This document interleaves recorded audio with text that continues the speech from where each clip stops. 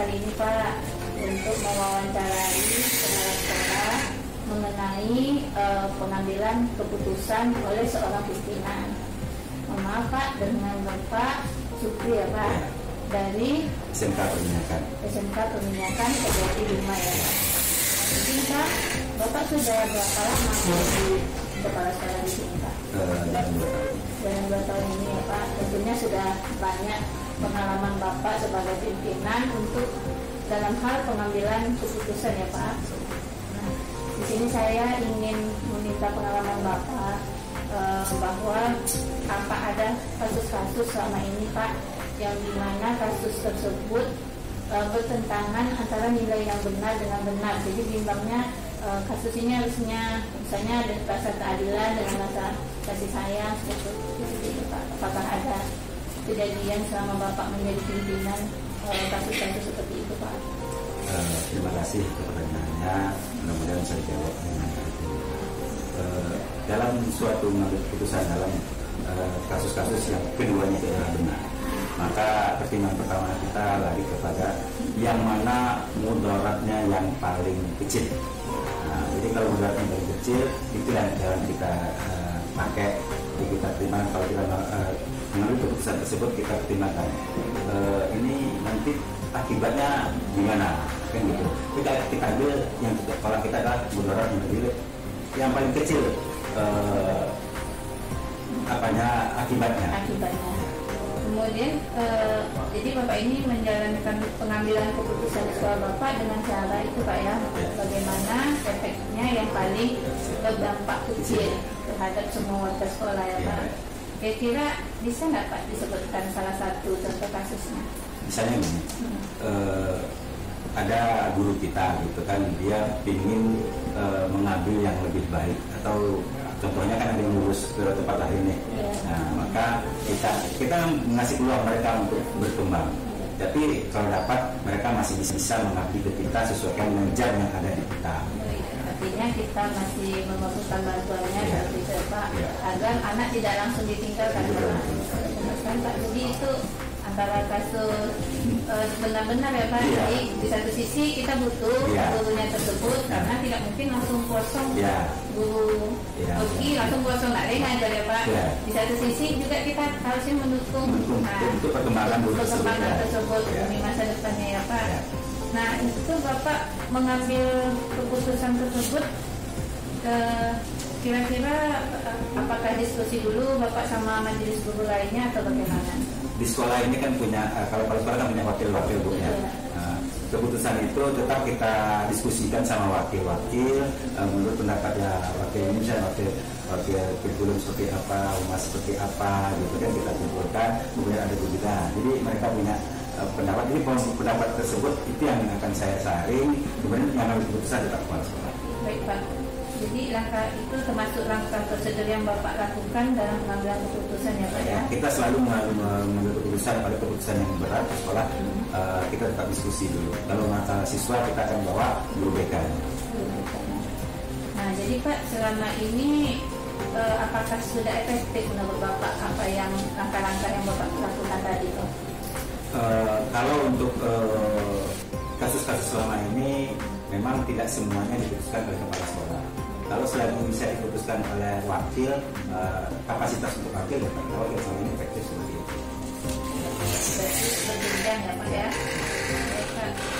Kemudian apa saja kira-kira tantangan Bapak ketika mengambil keputusan seperti tadi guru, di satu sisi kita ingin gurunya sejahtera, satu sisi kita juga butuh tenaga gurunya.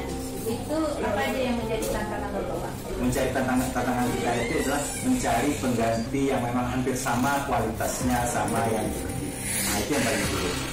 Bagian keluar itu memang berkualitas ya.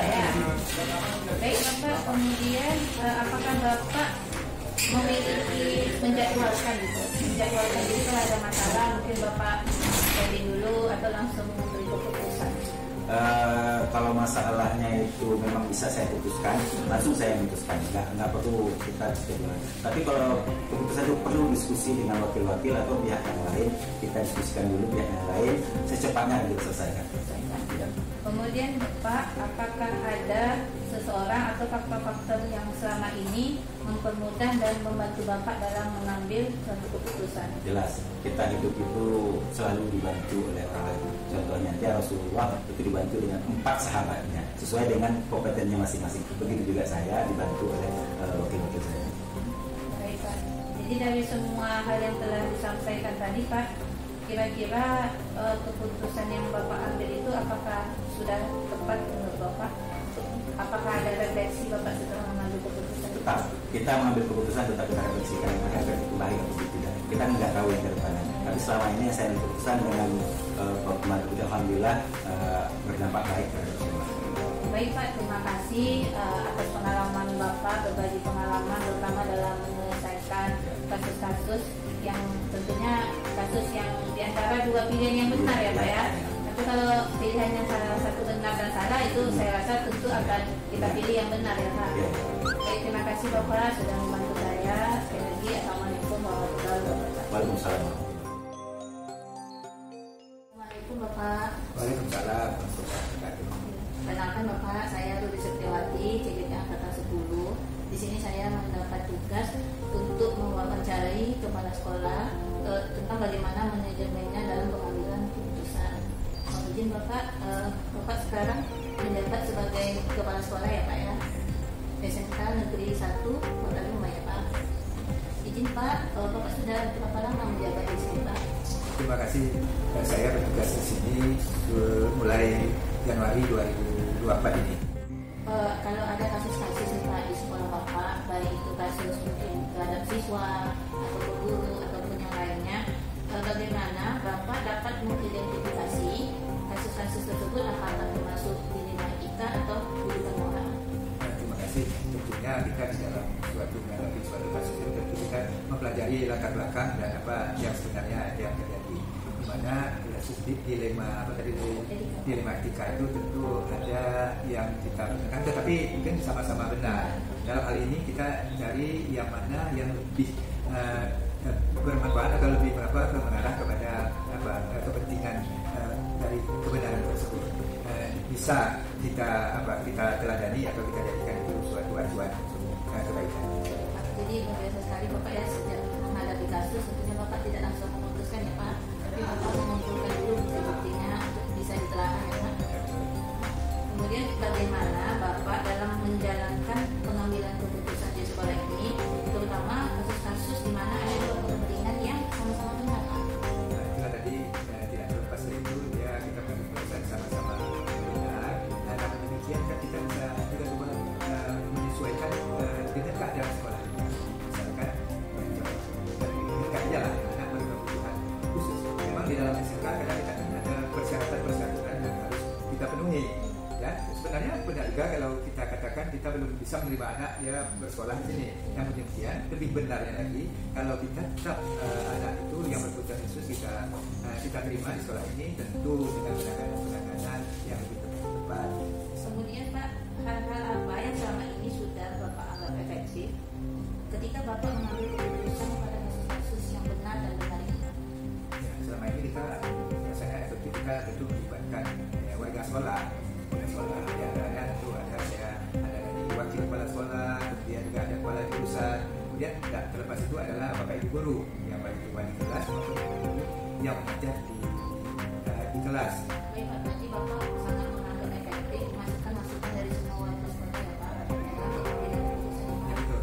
Kemudian apa tantangan yang Bapak hadapi ketika mengambil keputusan untuk kasus-kasus dari lain ini?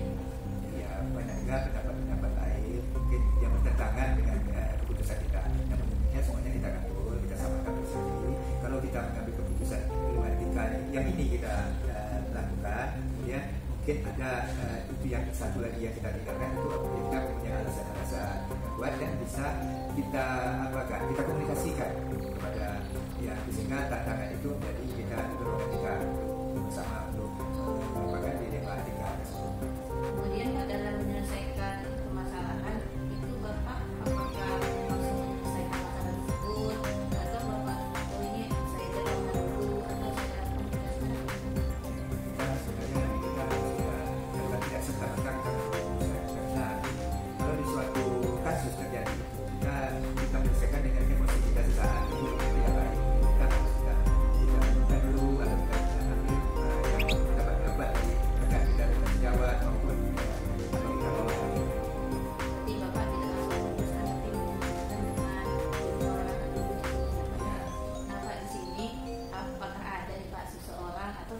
yang selama ini bisa mempermudah atau membantu Bapak dalam pengambilan keputusan kasus-kasus antara benar dan benar ini? Ya, jelas sekali ya, karena ini ada pihak-pihak yang betul membantu kita dalam menyelesaikan ini.